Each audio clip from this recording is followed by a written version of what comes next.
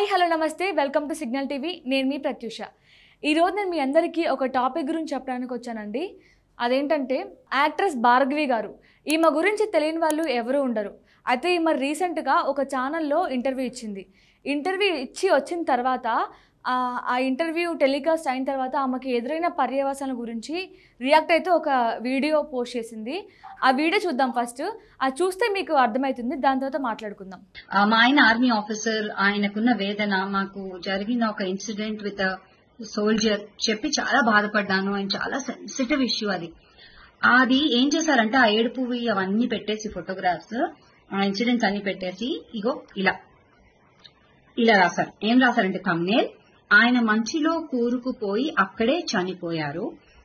బాడీని ముక్కలు ముక్కలుగా చేసి చిన్న డబ్బాలో ఇంటికి పంపించారు రాత్రుళ్ళు నిద్ర పట్టేది కాదు this is what they put మా ఫ్యామిలీ ఫొటోస్ నా ఫొటోస్ అన్ని పెట్టి అంటే చాలా misleading information of an army officer and his wife ఇలా జరుగుతోంది so what you think about this Vikram నా ఆయన పక్కనే ఉన్నారు This shows their respect for the army. I'm sorry, Vikram. Is that the respect we give for the army? Army కాదు చాలా మంది interviews ఇస్తున్నారు కదా వాళ్ళది కూడా ఇలాగే రాంగ్ థంబ్నెయిల్స్ మిస్లీడింగ్ థంబ్నెయిల్స్ పెట్టినారు defamatory in nature so I would like to ask iDream Media ఎందుకు మీరు ఇలా చేస్తున్నారు ఇదే కాదు చాలా మీడియా హౌసెస్ ఇలాగే చేస్తున్నాయి ఎందుకు ఇలా చేస్తున్నారు వై నేను సప్నాక్కకు ఆల్రెడీ చెప్పాను 2 times డిలీట్ చేశారు మళ్ళీ ఇలాగే జరుగుతుంది సప్నక్క ఏంటక్క ఏంటి గోల మనకి let me know what's happening and guys మనమంతా స్మార్ట్ ఇంటెలిజెంట్ ఆడియన్స్ కదా why are we accepting such non sense we should say no to such content and say no to such thumbnails so defamatory in nature so iDream Media please answer this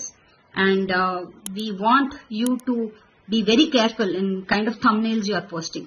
and we need an apology also in public. చూసారు కదా ఇది పరిస్థితి actress Bhargavi గారి వాళ్ళ husband ఒక army officer ఆయనతో పాటు ఉన్న సోల్జర్స్ డ్యూటీలో ఉన్న సమయంలో వాళ్ళు ఫేస్ చేసిన కొన్ని క్రిటికల్ సిచ్యువేషన్స్ గురించి ఆమె ఇంటర్వ్యూలో చెప్పుకొచ్చింది అలా చెప్తూ కొన్ని సెన్సిటివ్ విషయాల్లో ఆమె ఏడవడం జరిగింది అలా ఏడ్చిన ఫొటోస్ అలాగే వీళ్ళ ఫ్యామిలీ ఫొటోస్ ఇవన్నీ తమ్లో యాడ్ చేస్తూ